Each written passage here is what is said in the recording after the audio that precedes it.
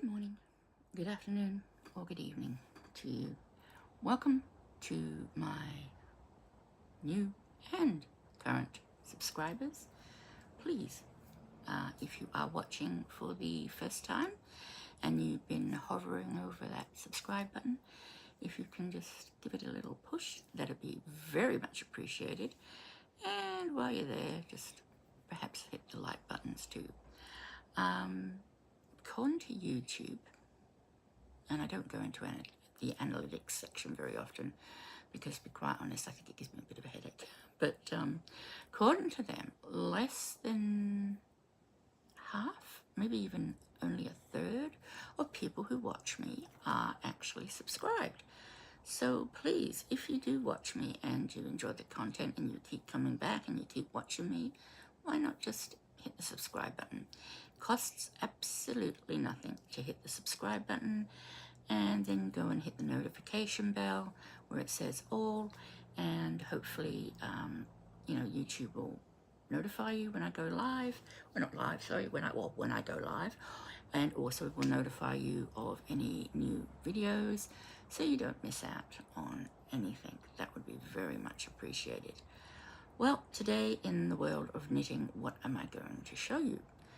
Well, I just did a tutorial for a lacy shawl, and I thought, well, what else can we do? We've done the purl stitch, we've done the knit stitch, we have done increases, decreases, cast-ons, cast-offs, increases, decreases, cast-on, cast-offs. I've shown you some simple sort of stitches like the seed stitch and the moss stitch and pearls, ribbing stitches and fisherman's rib. And what else? I can't think of what else off the top of my head.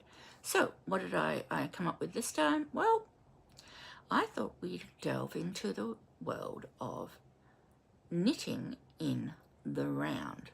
Now, don't get panicked. Don't run for the doors. It really is a lot easier than you might think. In fact, it's probably easier than knitting back and forth, because you never have to turn the work. You never have to purl a stitch if you are making a stockinette pattern. So there's a lot of advantages to knitting in the round. And I thought I'll do the little tutorial on how to knit in the round, how to start and all the rest of it. And the next video I will do for knitting will be a tutorial on actually knitting a cowl. I thought we might knit a nice cowl. I haven't decided on what stitch. Maybe we'll do the fisherman's rib. If you've seen something that you would like to learn, or you've seen a cowl design and you know the name of the stitch, by all means, shout out and let me know. I'll have a look at it and see if we can do it. If you want to do some color work with the cowl, I'm up for that as well. Let me know in the comments after the video. So I'm going to do my camera change so that I can show you how we knit in the round. Don't go away. Come back soon. I'm not going anywhere. I'm staying right here. So, stay with me. Back in a second. Hi, my name is Joey, and my mummy wants to know why you haven't subscribed yet. Come on, hit that button. Thank you. Bye. So, here we are. We're going to be knitting in the round. I've already gone ahead and cast on, so you don't have to watch me cast on 161 stitches. I'm using a DK yarn, which is also a 3 weight, which is also a 8 ply, in 100% Australian merino washable wool. Now, I'm also using some cables which have a memory to them, so they will kink As you can see, there's a little bit of a kink going on there, but when you're sort of knitting in the round, hopefully they shouldn't be too bad. Now the reason why I've chosen to use the cables with a bit of a kink rather than using my cowl glue, which have no memory, is just to show that, you know, you can use the cheaper options or the more accessible, economically accessible items, you know, if you need to or prefer to or whatever, especially if you're starting out. An investment in a interchangeable cable needle set is a huge investment. Even if you're buying cheaper brands of them, it's still a big expense, whereas you can get circular needles with a cable for maybe $8 to $10 depending on the length of the cable, even cheaper depending on the brands. So,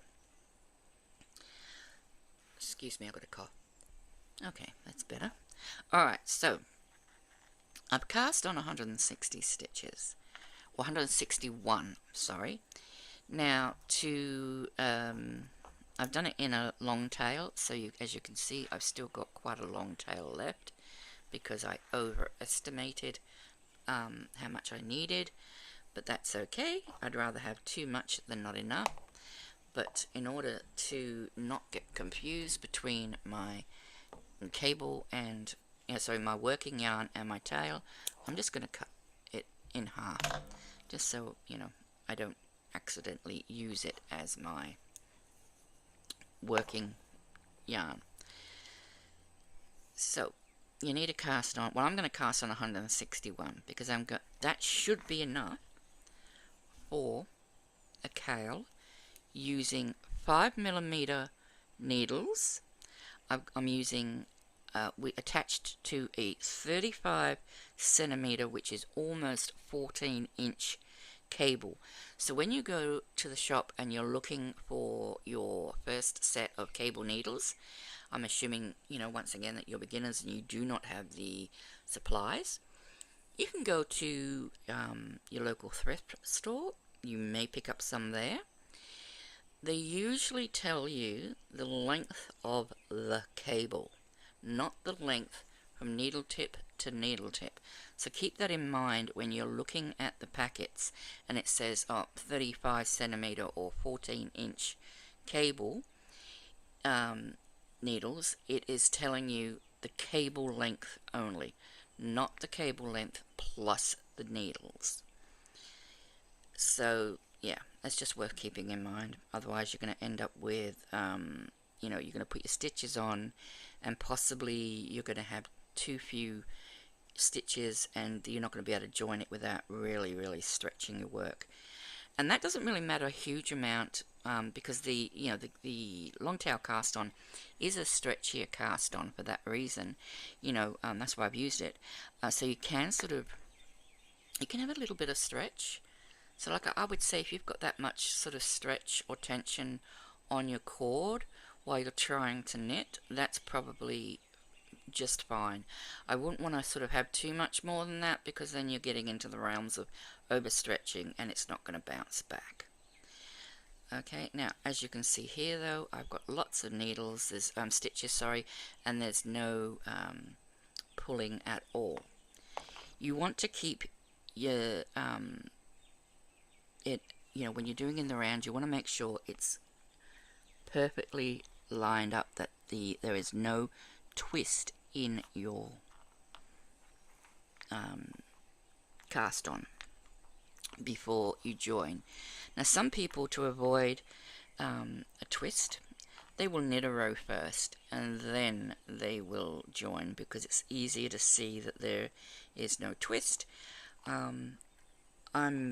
I usually don't do that. I used to, but now I just sort of join it straight away and it's not a problem. So you can see that the stitches run around the outside, or the loops run around the outside, and on the inside are all the stitches, the stitches I suppose you would call them, or the cast on ends. This is not twisted. How do you know if it was twisted? Well, if it was, hang on, let me twist it to show you. Okay, if you had it like this and you were following around and you're going around, yep, and you're saying, yep, this is fine, it's all straight.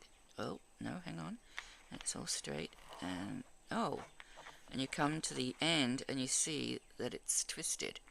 You just need to just keep twisting it until it is not twisted. Because, you know, now some cowls or infinity scarves, which you might knit in the round, might want you to actually put a twist in, because some of them like to, you know, have that twist. It's part of the pattern, but we don't want to do that. So I'm satisfied.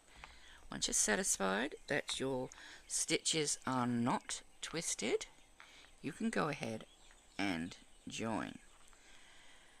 I've put a stitch marker every 20 stitches just so that as I was casting on, if I was interrupted, I could just know how many stitches I had. So I've got 20, 40, 60, 80, 100, 120, 140, 160, and then I added one more. And here's why I added one more. I'm going to grab both ends of my yarn and I'm going to get my left hand needle and I'm going to take this first stitch. Hang on, let me come in a little, whoops, wrong way, always go the wrong way, that's probably too close, oh dear, come on, oops, now I'm bumping everything, dear me. Alright, so I'm grabbing my left hand needle, making sure it's still untwisted. I'm going to grab that first stitch and I'm going to take it over to the other side.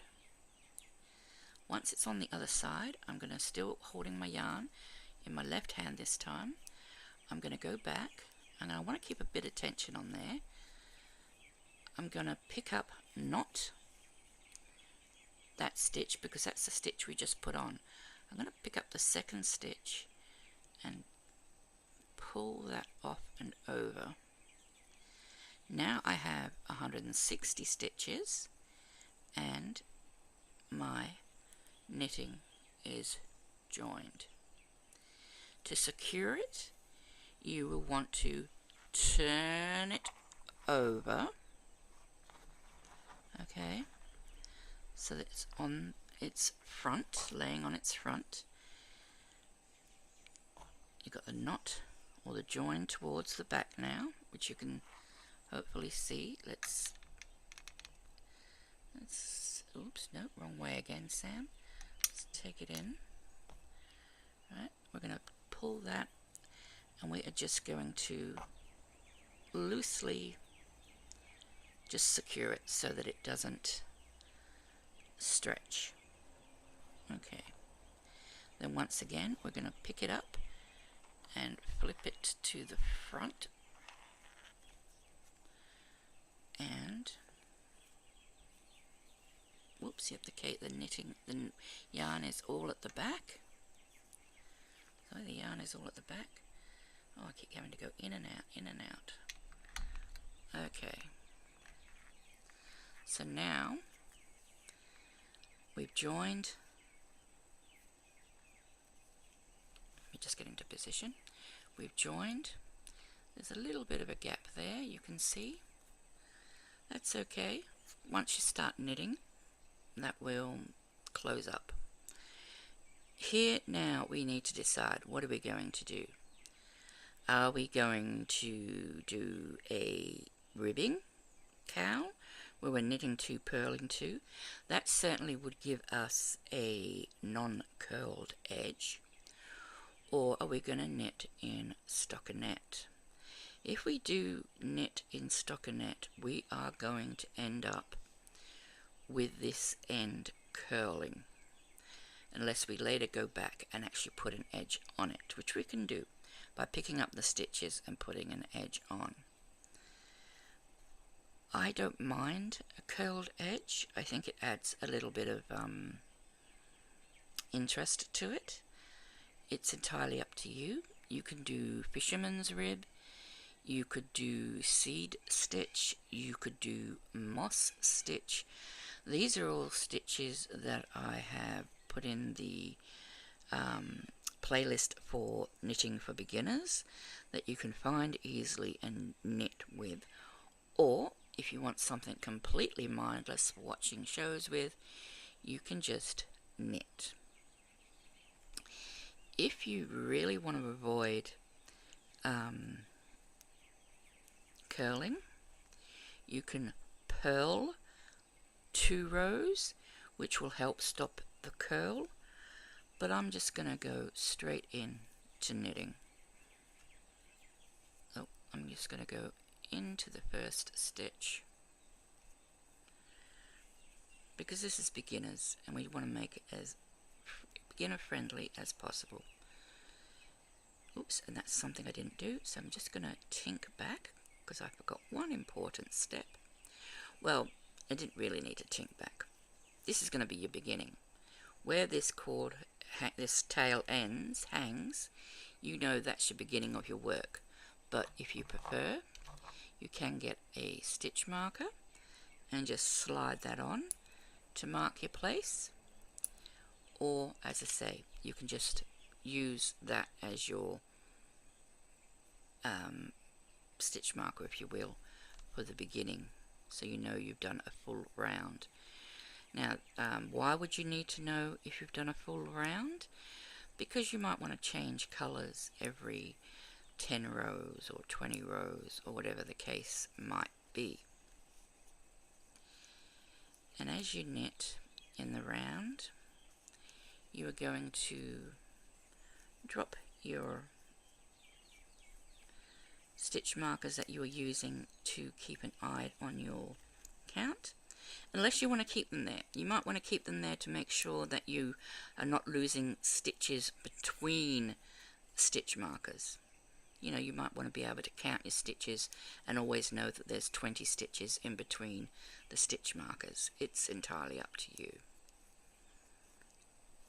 I usually get rid of them unless I'm doing a repeat and I have stitch markers for every repeat. It's like if I'm doing some very lacy work, I might do, you know, a stitch marker for each pattern repeat. So I'm just going to get rid of that, and I'm just going to keep knitting. You're just going to keep knitting in the round, and it is only knitting that you're doing. There is no need to purl unless, as I say, you want a to purl those first few rows to avoid any curling. You know, that's up to you. Or you might want to knit one round or knit one, purl one, just to sort of help prevent the curling. That's, once again, a personal choice. It is really your project, your choice. So I'm just going to keep knitting, and as I come to my stitch markers, I'm just going to drop them off.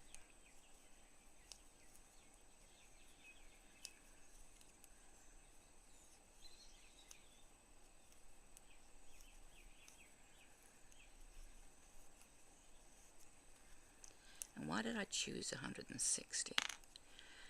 I don't really know, to be perfectly honest. I think 160 stitches fills this 35 centimeter 14-inch cable nicely, so you don't get any pulling. I think also from experience, 166, goodness, put your teeth back in, Sam. 166 stitches, sorry, 160 stitch, oh goodness me, 160 stitches, got it out, is a good width circumference, whatever, for a cowl, and I just know that from experience. And I know that that's going to fit over the head of somebody. Now, you may want to actually follow a cowl pattern. There are plenty of cowl patterns out there to follow. And if they tell you to use, if I was using a 4mm needle instead of what I am, a 5mm needle, I'd probably need to go up, I don't know, another 20 maybe stitches or so. So that is something you're going to have to look at. Maybe just go to Ravelry, find a free pattern for a stockinette cowl. I'll see if I can find some and put some in the description box for you, and see what they say for knitting wise. I actually am knitting separate to this on some Jalgu cables, another cowl for my daughter-in-law to be. She is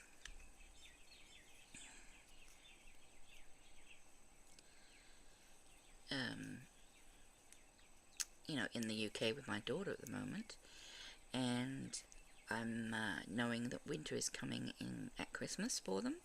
So before Christmas, I want to get her not a cowl, but a snood. So I'm using 5mm needles again, and I think the cable I used is about a 50cm cable. I'll use a slightly longer cable, and I used a same yarn, but I've added, I think it was 171 stitches. I can't remember now, but anyway, whatever I added, is nice and long. I'm hoping it will be long enough so that, and I'm going to make it sort of tall enough so that she can flip up the edge and put it over her head for extra warmth on those cold mornings, or days, or afternoons, and cold evenings, because it's cold there all the time during the winter. Well, most of the time during the winter. And I know they both hate the cold. Okay. So you just keep knitting. If you have any problems or issues or questions, please don't forget to ask in the comments below. I'm more than happy to, answer. I will also provide additional little short tutorials if you are having issues or with something specific that you want to see or understand that I didn't show you, or you didn't understand here when I did show you. Please let me know. There is no, it's unlike crocheting in the round, there is no beginning of the row. You know how when you crochet in the round, if you're a crocheter who's learning to knit, you will, you can either join to your first stitch, or and they usually do this with amigurumi, they just go in a spiral. Well, when you're knitting in the round, it's pretty much like knitting in a spiral. There is a beginning right to the row, but there's no way to sort of like join to the beginning and then knit another, start another row sort of thing. You're always knitting in a spiral when you're knitting in the round.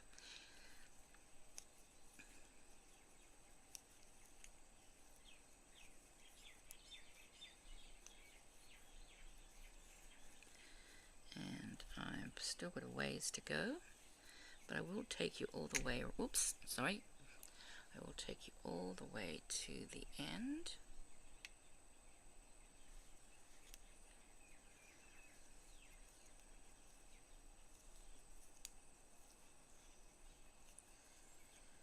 Like I say, if you're doing knit 2, purl 2, that will bunch up a little bit more.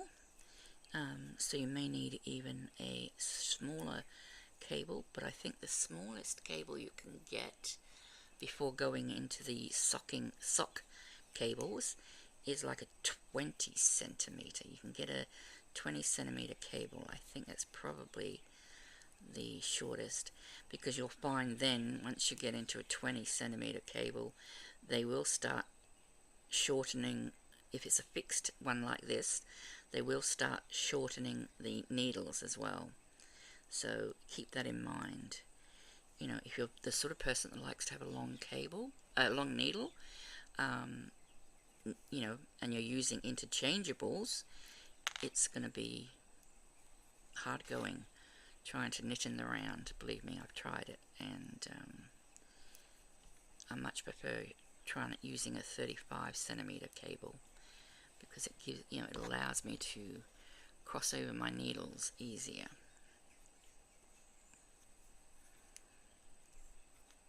Just get those out of the way, because my cat loves stitch markers, and I hate it when she tries to grab them and run, especially the metal ones, because if they come undone, they are going to do some serious damage to her tummy and her intestines if they get that far.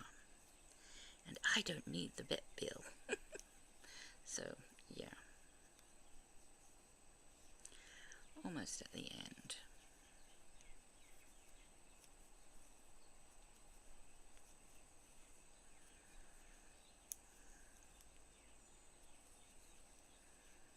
I don't know if you can hear the birds. It's obviously cooled down outside because I have opened the window. Even though it got to like 31 degrees today, which was 87 Fahrenheit. It's supposed to be our autumn. In autumn we rarely get over 70 usually, or thereabouts.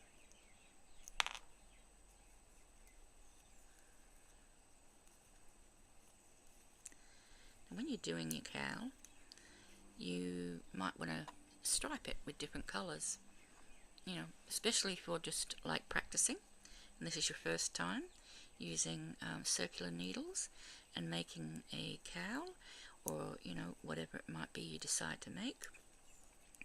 I wouldn't go with a hat just yet if you're a beginner, because that's going to be a little trickier when you come to decreasing for the crown of the hat. You're going to get fewer and fewer stitches on your cables, and you're going to need to change to what they call DPNs, double pointed needles, or you're going to need some short needles which have a very short cable, this short in between, and you get sets of 3 and they act as bendable double pointed needles. They're a little bit easier to cope with, I find, than the DPNs, straight DPNs. They do my heading. They my stitches always slip off those. Okay, almost at the starting point. You can see what my starting point is. Now you can do 1 or 2 things, well 3 or 4 things probably. That is my first stitch again, but I'm not just going to knit it again. I just want to go past that. Right, and you can see there's a little bit of a gap there. That is not going to be noticeable at all once you've knitted a bit more, because it will curl up and you won't see it. Right, so as you can see, I just keep going. You just keep going in the round. Now, counting your rows. If you look at the back of the work, you are going to see, I'll just use these to point. This is your cast on edge. This next bump is row 1. That is the way you can count your rows, sorry. So if you're wanting to change colours every 10 rows, 20 rows or whatever, you can just turn your work. Don't count the first one because that is just your cast on, and then you count every row bump after that. or alternatively, you can count the V's. They might be a little bit harder to count, especially when it's curling, but you can see there, this is the cast on edge, and then you can see one V above it, so we've knitted one row, but I prefer to do it from the back. I just find it easier to do it from the back. Or you can grab a pen and paper and mark down every row as you go, or you can grab a stitch counter. You can put the stitch counter, you know, your row counter, sorry, on the needle at your starting point, and just, you know, one of those ones that sits on the needles, and twist for another round each time. That's entirely up to you again. Lots of free will and free chances on do what you want to do. So, like I say, it's all knitting, and you will find it's going to twist like this as you're knitting. That's fine. We don't worry about that now, because we know that we're going to straighten it as we get to it when we're knitting, and after a while that's just going to stop, and it's not going to curl at all as you're knitting. But as you're pushing your stitches up, you know, you can see quite clearly that, you know, where to go. You're not going to accidentally, you know, go, oh, I'm going to go from this stitch to this stitch. No, you know that that is twisted, and you need to untwist it. And you know, because you joined it properly, that as long as you just keep going along the top, you're going to be fine. You're not twisting again. Alright, so that is knitting in the round. Please let me know if you do have any questions or worries or concerns. I'll try and find some nice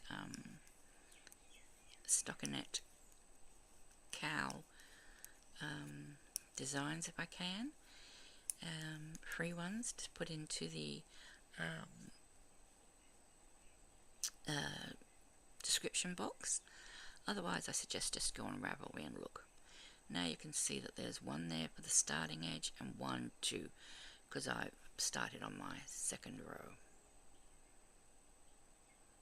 Okay, there we go. That is knitting in the round. Take care, and let me know if you have any problems or queries. Bye for now. Okay, back again. Just really quickly, I wanted to show you, I have taken this off of the needles to show you how big it actually is. So this is 160 stitches, okay, on a 5mm needle, and with an 8-ply or DK weight or 3-weight yarn. Now you can see just how big that is. That is going to fit over anyone's head. So that is beautifully sized, really. Maybe not. It maybe needs to be a bit longer if you're going to use it as a snood as well. Maybe not. Maybe, yeah, I think it'd probably be okay with as a snood even. You just need to make it extra long, you know, so it fits over the head and still covers the back of the head and the back of the neck. So, yeah, I just wanted to show you that so that you could see, you know, what size you're ending up with. And let me measure it for you too, just to sort of, you know, really be more accurate with this in case I can't find a pattern for you. So I'm just gonna, I'm not really gonna pull it at all. It is about, see how I haven't really pulled it, oops, hang on, I've not really pulled it much, I'm just pulling it enough to straighten it, and it is 18 inches, say, and 46 centimeters in diameter.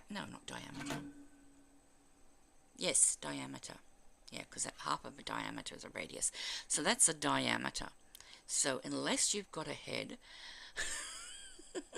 that is bigger than that, you're going to be fine. And like I say, it's gonna sit really nicely, I think, around around the neck. No problems at all. It's going to have a nice enough drape. It's going to be big enough that it sort of hangs down at the front just a little bit, and it's going to, you know, yeah, I think it's going to be perfectly fine. All right, yeah. Oh, yeah, I pulled it out because I'm not actually knitting this one. I'm knitting another one, which I did do initially as the tutorial. Unfortunately, the sound didn't come out too well, and the color of the yarn I was using just blew out the camera. It was just really, because it's a really bright color that I was using. So that's why I changed and went for this one. Alright, so this time I'm definitely saying goodbye. Bye for now.